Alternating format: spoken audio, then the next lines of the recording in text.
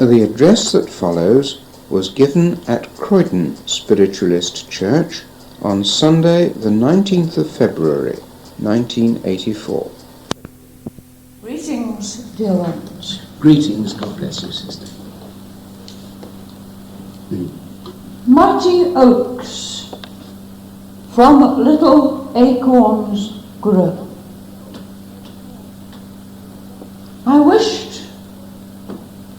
to give you those words this morning in an endeavour to encourage you to cultivate those seemingly small things within.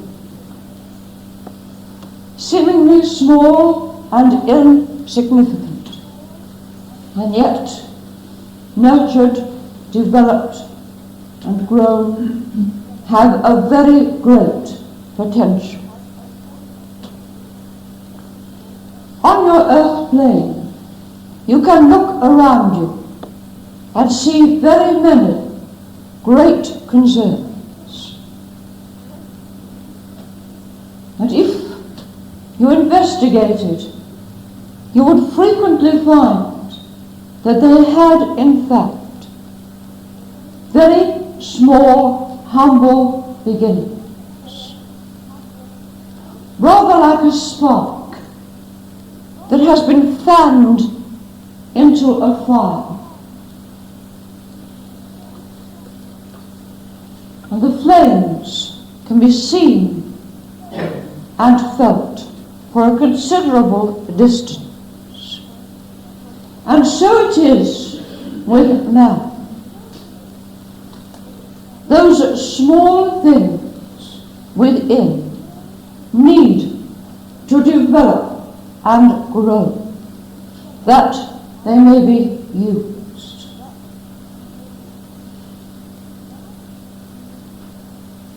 Perhaps some of you may already know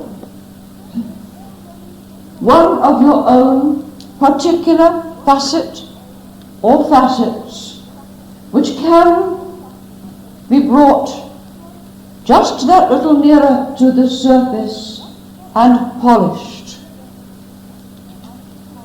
thereby enabling one and all to behold their beauty. Some of you may not yet be sure just what it is that you have to offer. What you can be sure of, friends, is that there is something.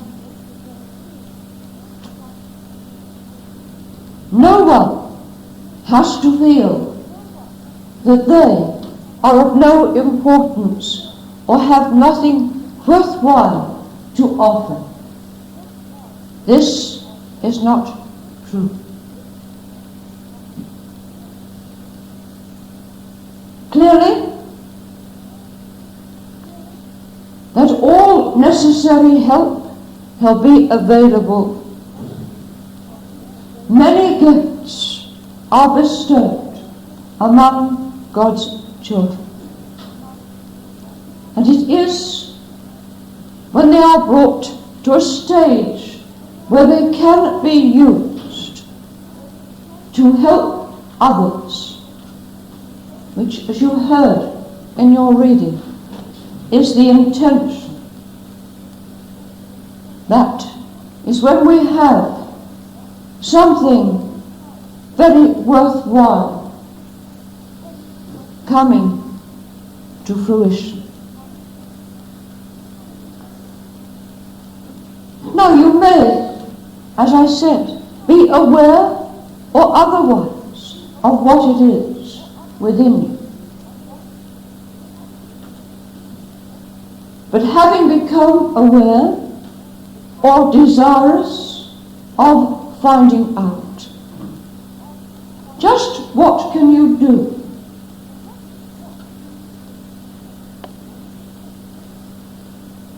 So that this gift, whatever it may be, and however seemingly small and insignificant to you,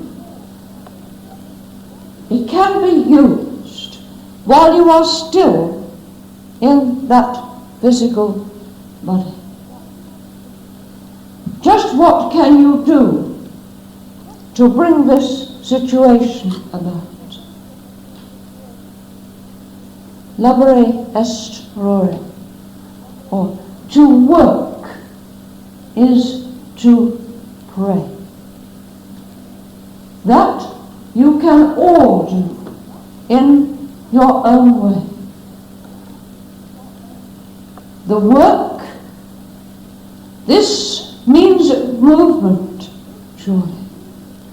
You are getting something moving, something turning, something into operation.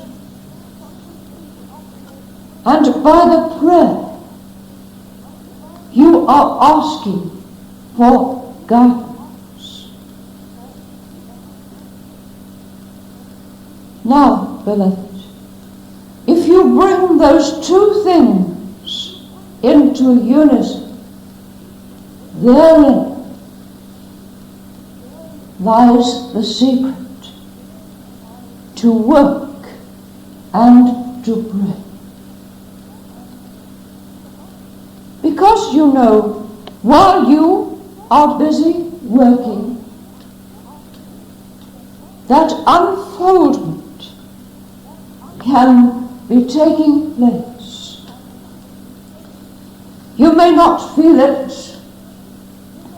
You may be unaware of it at the time. But if you just sit still and do nothing, then the situation becomes a stagnant one. But if you are working, there is movement.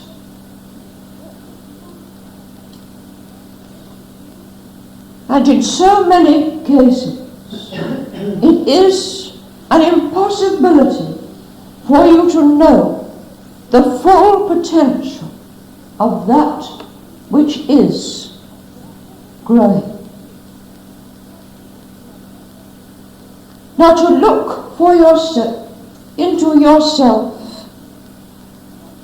for those little facets that can be developed, perhaps even more so to find them in another person.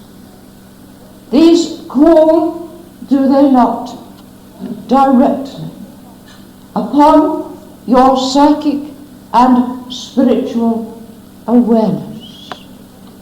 And this can surely be something that is included in those prayers. Because so many things have grown in such an unbelievable proportion from such a very tiny beginning. But it is that beginning, it is that movement at the beginning that sets the whole thing into motion. We cannot blend in with something that is completely still. But if we see that effort being made where it is possible, then we are pleased and happy to add not only our prayers, but our active help where we can. There is one situation perhaps that comes to mind that you may feel is relevant, and that is when you are in one of those situations where you feel in all truth and honesty that you have done your very best, and you still see no result. So hand it over to God. And I promise you that He will know that you have done your best. We know and recognize the potential and the human limitations of each and every one.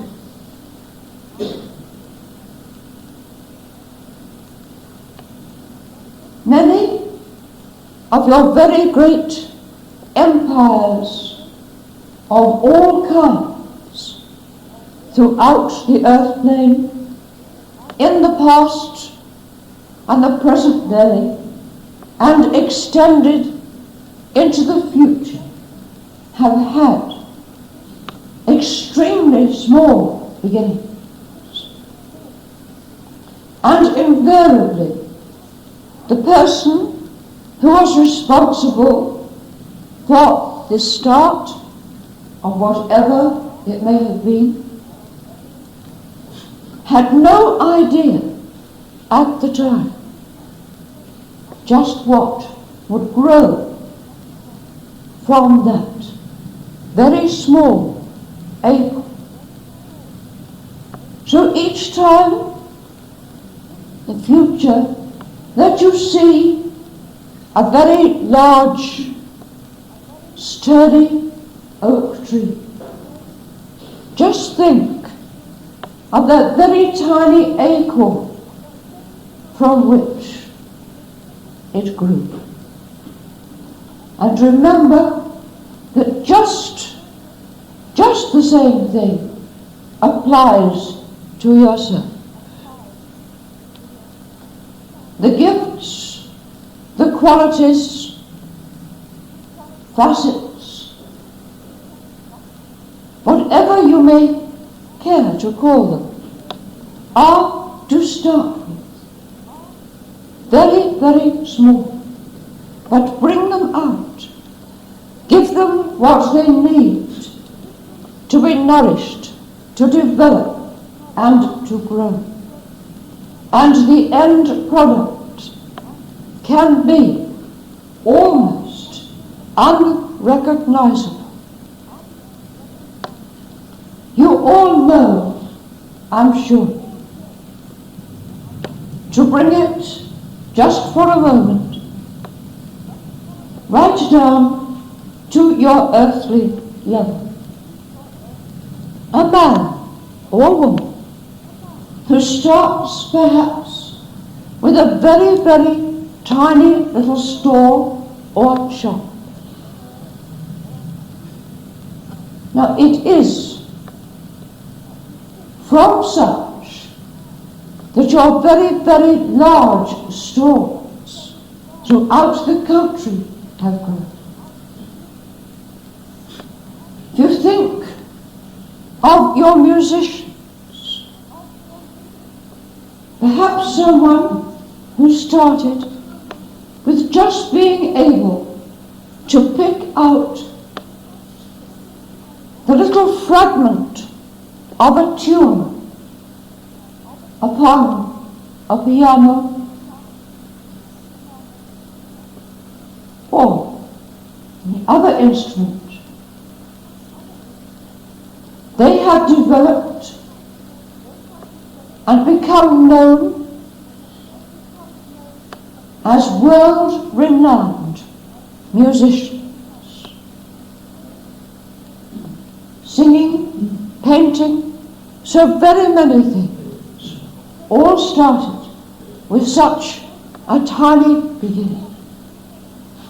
But so much depends, of course, upon your recognition of these.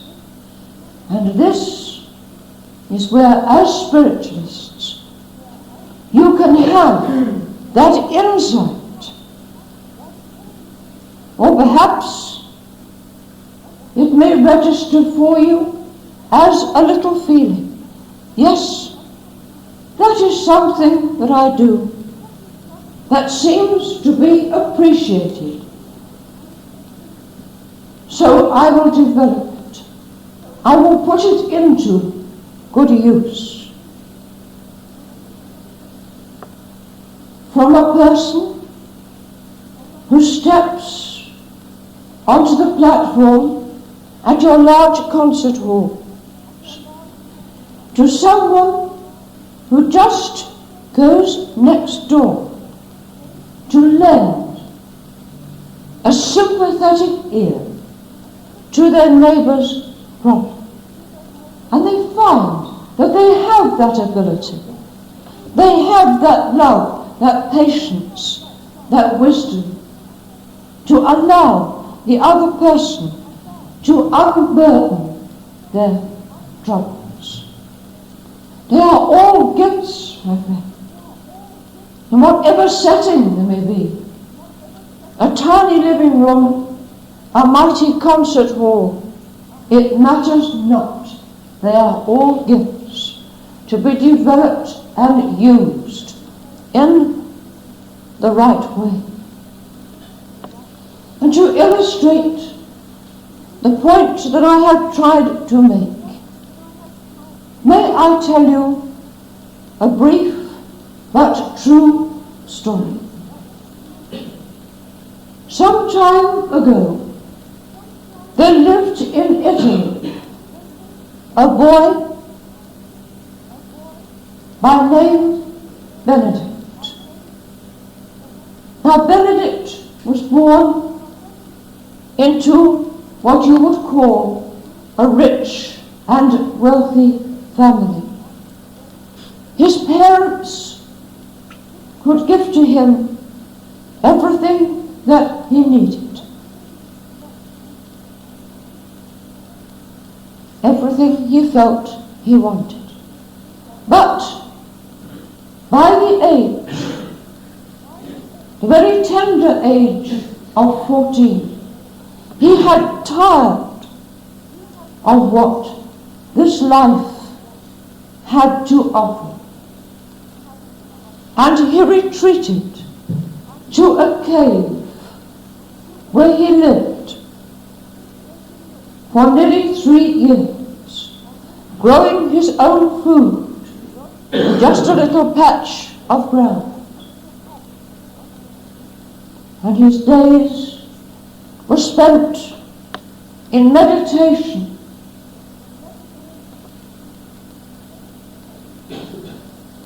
tending his little plot of ground, and a little rest. Now, when he eventually emerged from that cage, he started many great religious communities, including the great monasteries that proudly bear his name today, and his motto, to work and pray. And the monks who came into that order were expected to live in that way, to spend 7 or 8 hours of their day working in much prayer before a short rest. So you see, my friends, we have there that small cave which was the beginning of great monasteries. And so it is with you, my friends. Whatever it is that you feel, offer it up unto God in that unison, in prayerful fashion, and surely a mighty oak shall grow. God bless each one. God bless you, sister.